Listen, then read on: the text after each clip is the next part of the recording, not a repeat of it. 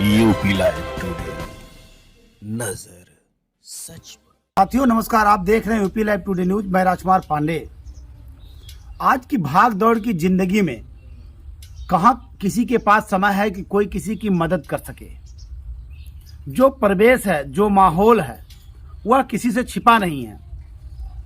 लेकिन यह भी हकीकत है कि आज भी उससे ज़्यादा अच्छे लोग हैं जितने ज़्यादा लोग बुरे हैं।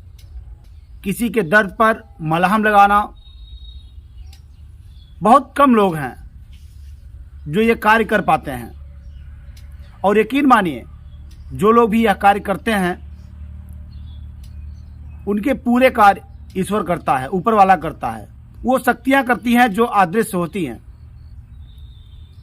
आज हमारे साथ खास बातचीत में एक ऐसी शख्सियत हैं जो किसी पहचान के मोहताज नहीं है, जिनका नाम है अनिल कुमार त्रिपाठी।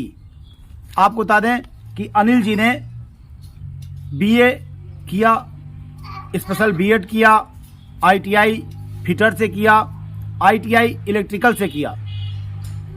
इतनी डिग्रियां हासिल करने के बाद भी जो आपकी रोजमर्रा की जिंदगी है वो जानते हैं क्या है? कप्तानगंज विधानसभा के हरैया तहसील के गांव से निकलकर डेली लखनऊ जाना, बस्ती मेडिकल कॉलेज जाना, कैली अस्पताल जाना, ये दिनचर्या बन गई है आपकी। अब आप लोग सोच रहे होंगे कि डेली अस्पताल जाने की क्या जरूरत पड़ती है। तो मैं आपको बता दूं कि अनिल जी हजारों की संख्या में लोगों का अस्पताल में ट्रीटमेंट करवा चुके हैं। लखनऊ के पीजीआई हॉस्पिटल, लखनऊ के सहारा, मेदांता मेडिकल कॉलेज, बस्ती के मेडिकल कॉलेजों में। हम आप जानते हैं कि सरकारी अस्पतालों में इलाज कराना, लखनऊ जैसे बड़े शहरों में सरकारी अस्पतालों में किसी को भर्ती कराना एक बहुत बड़ी चुनौती का कार्य होता है। और जब कोई गांव देहात का कोई व्यक्ति बीमार पड़ता है तो रिश्तेदार ढूंढे जाते हैं कि इनको लेकर कौन अस्पताल जाएगा। तलाश की जाती है, मुश्किलन कोई एक बार, दो बार, चार बार जाता है। लेकिन आज मैं आप सबको एक ऐसी शख्सियत से मुलाकात कराऊंगा जो निरंतर अस्पतालों में ही आना जाना लगा रहता है। अनिल जी, स्वागत है आपका। धन्यवाद सर। ये प्रेरणा आपको कहाँ से मिली? सर, मैं अपनी माँ की हमारी तबीयत खराब थी, जिनको मैं लगातार मेडिकल कॉलेज, पीजीआई जैसे संस्थानों में इलाज कराता रहा। वहाँ मैं मतलब इलाज के समय क्या दिक्कतें होती हैं, क्या समस्याएं होती हैं, उससे अवगत हुआ। कोई किसी को पूछने वाला नहीं है, इतनी भीड़ है, कहाँ किसको जांच कराना है, कहाँ से दवा लेना है, एक आम आदमी को पता नहीं चलता। बिल्कुल। वहाँ से फिर उसके बाद मैं आया बस्ती। एक बार अपनी वाइफ को ले गया था अल्ट्रासाउंड कराने, जहाँ एक प्रतिष्ठित मतलब अल्ट्रासाउंड केंद्र था, जहाँ मात्र 80 रुपये की वजह से उसका अल्ट्रासाउंड वो लोग नहीं किए। और वो बुजुर्ग महिला वापस होने लगी, तो मैं उसको पैसा दिया और उसका अल्ट्रासाउंड हुआ। उसी दिन मैं सोचा कि अब हमसे कुछ अलग करना है, समाज के लिए करना है। जो समाज अभी कुछ कर नहीं पा रहा है, गरीब हैं, जिनको जानकारी नहीं है, उसी से मुझे प्रेरणा मिली, उसी से हम काम कर रहे हैं। अब तक कितने मरीजों को आप लखनऊ सरकारी अस्पतालों में भर्ती करा चुके हैं, इलाज करा चुके हैं? भर्ती के लिए तो करीब मान के लिए कि 600-650 भर्ती करा चुके हैं। इलाज की बात है तो मान 2500 से ऊपर मरीजों का मैं इलाज करा चुका हूँ। इतनी भाग दौड़ की जिंदगी है अनिल जी, छिपा नहीं है। आपने इतनी बड़ी डिग्रियां ली, आपने जो है घर वालों का भी सपना रहा होगा कि हमारा बच्चा पढ़ रहा है। जी। और छिपा नहीं है किसी से कि हर कोई पढ़ाई जो कर रहा है वो नौकर बनने के लिए कर रहा है कि हमको नौकरी मिल जाएगी, हम भी नौकरी करेंगे या हमारी लाइफ भी कहीं सेट हो जाएगी। फिर ये कैसे संभव हो पाया? इतनी बड़ी डिग्रियां लेने के बाद भी जो है आप इस संस्था से जुड़ गए। एक मनोरमा चैरिटेबल ट्रस्ट के नाम से आपने व्हाट्सएप ग्रुप बनाया, लोगों को उसमें जोड़ा, और जिसमें लोग अपनों का, अपने अगल बगल के लोगों का दर्द साझा करते हैं और उनके दर्द से राहत दिलाने का कार्य कैसे सब संभव हो पाता है? सर, मैं पहले HL में अप्रेंटिस किया, ITI के बाद। उसके बाद मैं टाटा मोटर लखनऊ में जॉब कर रहा था। लेकिन मतलब लोगों का दर्द देख के, जान के, समझ के मुझे ये लगा मुझे समाज के लिए कुछ हटके करना है, इसलिए मैं वहाँ से रिजाइन दे दिया। रिजाइन दे के इस काम में आ गया। अच्छा जी। लोग घर पे आ जाते हैं। अभी जब मैं सुबह आया तो मैंने देखा कि लगभग दर्जनों की संख्या में लोग बैठे थे, वो अपने रिपोर्ट को लेकर, अपने पन्ने को लेकर, फिर डेली लगभग यहाँ से 200 किलोमीटर का सफ़र तय करना। अभी जब कल हमारी आपकी बात हुई इंटरव्यू के लिए, तो आपने आज सुबह ही मुझे जो है कॉल किया कि सर हम लोग जो है ये बातचीत का सिलसिला टाल देते हैं, बाद में करते हैं। तो आप रात में ही लखनऊ चले गए, लेकिन फिर आप सुबह आ भी गए जो है लगभग 7-8 के करीब में। कैसे हो पाता है? सर, जब कोई आपके पास आता है या हमारे पास या किसी के पास कुछ उम्मीद लेके आता है, अब वो उम्मीद लेके आया है तो उसकी जायज़ सी बात है, उसकी उम्मीद पूरी करनी है। अब आप खुद आए सुबह, देखिए इतने लोग बैठे थे सब अपनी समस्या लेके, तो अगर आप जैसे या कोई है, तीसरा आया तो कुछ उम्मीद लेके आया है ना, कुछ आशा लेके आया है। अगर हम भी सोचते हैं कि हम नहीं कर पाएंगे, लेकिन जब अगले आदमी को देखते हैं उस निराश, लाचार, मजबूर होके आता है घर पे, तो जाहिर सी बात है हम अपनी पूरी थकान छोड़ के, भूल के उसके साथ चले जाते हैं। अच्छा अनिल जी, अभी आपने जो है एक एम्बुलेंस खरीदने की जो है मुहिम चलाई कि एक एम्बुलेंस खरीदा जाए मनोरमा चैरिटेबल ट्रस्ट के द्वारा, जी, जिससे यहाँ से लोगों को लखनऊ जो है या बस्ती जहाँ भी अस्पतालों में लोगों को एडमिट कराने की व्यवस्था हो जाए, वहाँ एडमिट कराया जाए। जी। तो क्या कुछ सहयोग मिल रहा है? सर, समाज से सहयोग आ रहा है, लगभग मान के लिए 142 तक सहयोग आ गया है लोगों का, समाजसेवियों का। लेकिन एक चीज़ मैं देख रहा हूँ, इसमें मीडियम वर्ग सहयोग भी वही कर रहे हैं। ये जो नेता नगरी है, इसका कोई सहयोग आते नहीं है। जो अपने आप को नेता कहते हैं, समाज सेवी कहते हैं, ये बिल्कुल दूर है इससे।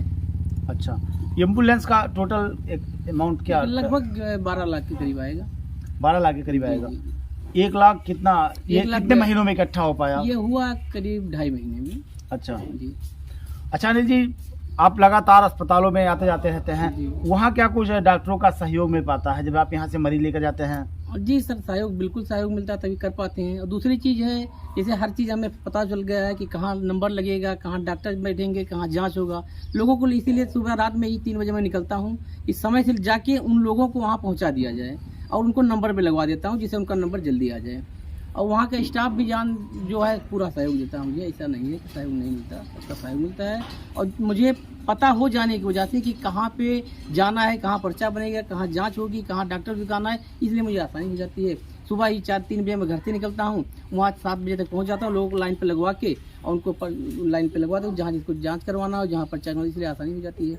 एक बार में 15-16 मरीज होते हैं, तब मैं लेके जाता हूँ। और मतलब मान के लिए सप्ताह में कम से कम 3 बार जाना पड़ता है। अच्छा अनिल, परिवार वालों को क्या कुछ सहयोग मिल जाता है? क्या नाराजगी नहीं होती है? नहीं, बच्चों में, परिवार में समय न देना? पिताजी भी यही हैं, आप बात कर सकते हैं, पत्नी भी अंदर हैं, सबका पूरा सहयोग मिलता है। हमारे बड़े भाई हैं सुनील त्रिपाठी जी, उनका आर्थिक सहयोग मिलता है। बाकी किसी का मतलब सबका सहयोग पूरे परिवार का है। अच्छा जी। जब पढ़ाई चल रही थी तो क्या कुछ ख्वाब था, क्या बनना चाह रहे थे? समाज सेवा का क्षेत्र मतलब ये हाँ, समाज सेवा का देखिए होता क्या है, कोई बनता नहीं, बचपन से ही होता है कि आप अगर सामाजिक काम करना चाह रहे हैं तो ये बचपन से आपके अंदर होता है, ये बनाने से नहीं बनता। बचपन से ही था लोगों की मदद करना, कोई कहीं फंसा है, ये तो बचपन से आदत में थी, जो अब थोड़ा आगे बढ़ गई, बस इतना ही है।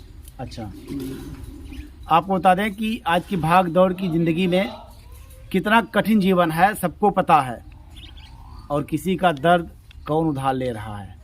लेकिन हम एक ऐसी शख्स से बात कर रहे हैं कि जिनका डेली अस्पतालों से आना जाना है। अच्छा, क्या अनिल जी कभी ऐसी भी स्थिति आई कि जब किसी मरीज को लेकर गए हों लखनऊ पीजीआई मेडिकल कॉलेज या बड़े अस्पतालों में किसी, तो इलाज ना हो पाया हो, जो ऐसी कोई घटना? जी, एक बार ऐसा आया था, एक लोगों को ले जा रहे थे और एम्बुलेंस यहाँ ख़राब हो गई अयोध्या के पास, और दूसरी एम्बुलेंस लाने में, और हरैया से जैसे डॉक्टर रेफर करते हैं बस्ती से, तब वो करेंगे लखनऊ, और उसमें हम लोग ले जा रहे थे, अयोध्या पुल के पहले एम्बुलेंस ख़राब हो गई और दूसरी एम्बुलेंस आने तक वो आदमी एक्सपायर हो गया।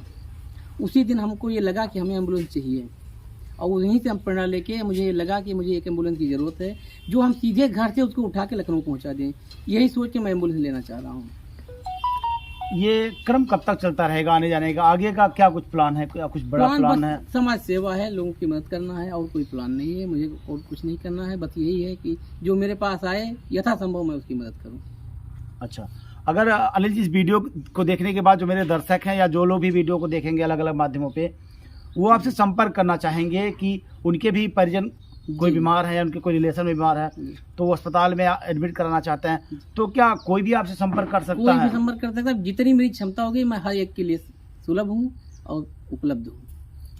कांटेक्ट नंबर हम चाहते हैं कि आप जी। शेयर करें जो है। 9452 94 2100। अनिल जी, अगर एम्बुलेंस के खरीदने में कोई हमारे दर्शक या कोई भी सहयोगी सहयोग करना चाहते हैं जी तो किस माध्यम से वो सहयोग कर सकते हैं? सर, उसका अकाउंट नंबर भी है और QR कोड भी है। अच्छा, जी किसी मोबाइल नंबर पे, गूगल पे या फोन पे की व्यवस्था? जी, इसी नंबर पे है 9452 94 2100 इस पे। लेकिन ये फ़ोन पे नहीं, करंट अकाउंट है, इसलिए इस पे आपको QR से ही करना पड़ेगा। अच्छा, क्यूआर कोड देना पड़ेगा। वीडियो के साइड में बैंक अकाउंट का जो डिटेल है वो दे रहा हूँ, आप देख सकते हैं अकाउंट का डिटेल दिख रहा है। इस अकाउंट पे आप जो भी सहयोग करना चाहते हैं एम्बुलेंस खरीदने के लिए वो सहयोग कर सकते हैं। और क्या कुछ साझा करना चाहेंगे हमारे दर्शकों से या लोगों से? तो यही हम साझा करना चाह रहे हैं कि समाज के हर व्यक्ति को आगे आके समाज सेवा करनी चाहिए। यदि हम इंसान हैं तो इंसानियत होनी चाहिए हमारे अंदर।